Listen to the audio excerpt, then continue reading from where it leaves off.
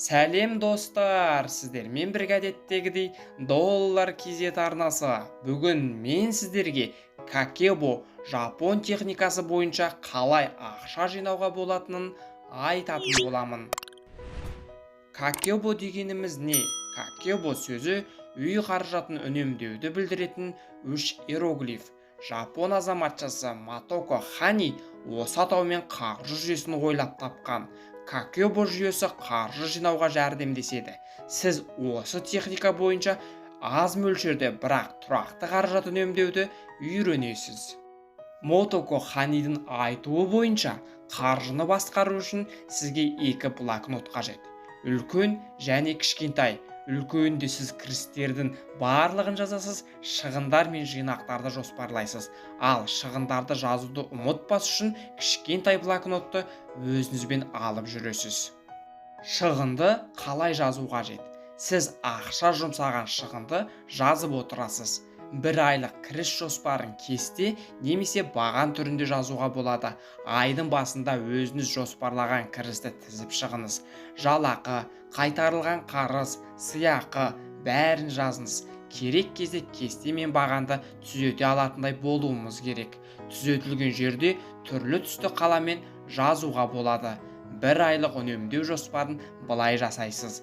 Қанша ақша жинағыңыз келеді, соны жазасыз. Шығынды жоспарлай отырып, нақты жинау керек қаржыны да көрсетесіз. Бір айлық шығындар жоспарына шығындардың барлығын енгізіңіз.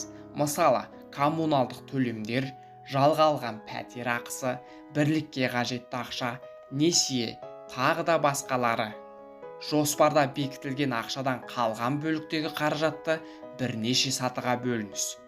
Тұрмыстық шығын, азық түлікке, киімге, үй тазалау құралдарына, тағы да басқаға. Білім алу шығыны, тренингке, ағылшын курсына, кітап сатып алуға кететін шығындар.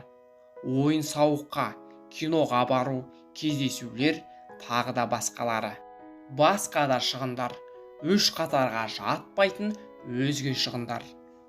Дәл осы жүйемен өмір сүрсеңіз, ақша жинауды меңгересіз. Ай соңында жоспардың орындалғанын талдаңыз. Бұл келер айдың жоспарын дәл құруға, түзету енгізуге жәрдемдеседі.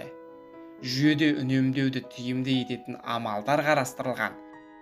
Күн сайын қалтаңыздағы тиындарды банкаға салыңыз. Айдың соңында қомақты қаржы жинап қалғаныңызды өзіңіз де аңғармай қаласыз.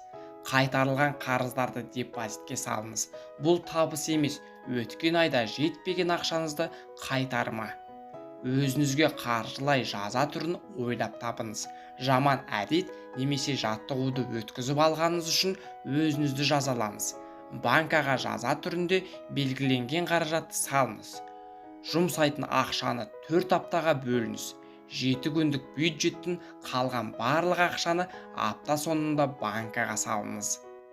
Жұмсайтын ақшаны 4 аптаға бөліңіз. 7 күндік бюджеттен қалған барлық ақшаны апта соңында банкаға салыңыз. Қажет емес тауарды сатып алғыңыз келсе, келесі айға шегеріңіз. Егер 30 күннен соң сатып алуды қаласаңыз, солай жасаңыз. Kakebo'ны технологиялармен де іске асыра аласыз. Жүйе блокнотты қолдануға негізделген, бірақ өзге құрылғыларды қолдануға да болады. Мәселен, Excelді қолдансаңыз болады. Қалтаңыздағы атылған қолма-қол ақшаны банк картасына, одан кейін депозитке аударыңыз. Сонда үлкен мөлшердегі қаражат иесі боласыз. Достар, жапон техникасы бойынша ақша жинау әдістері сіздерге түсінікті болды деп ойлаймын. Негізінде ақша жинаудың бірнеше техникалары бар. Қай техниканы қолдансаңыз да, бастысы қаражатыңызды орынды басқарып, үнемдеп оны ұлғайтудың жолын ойластырыңыз. Қаржылық сауаттылықтарыңызды арттырып, қаржылық еркіндікке жетіңіздер. Сіздермен бірге болған доллар KZ арнасы. Видеоны лайк басып, каналға тіркеліп, қолдау көрсетіп қойыңыздар. Әр қазақ бай, қуатты болсын. Келесі кездескенше.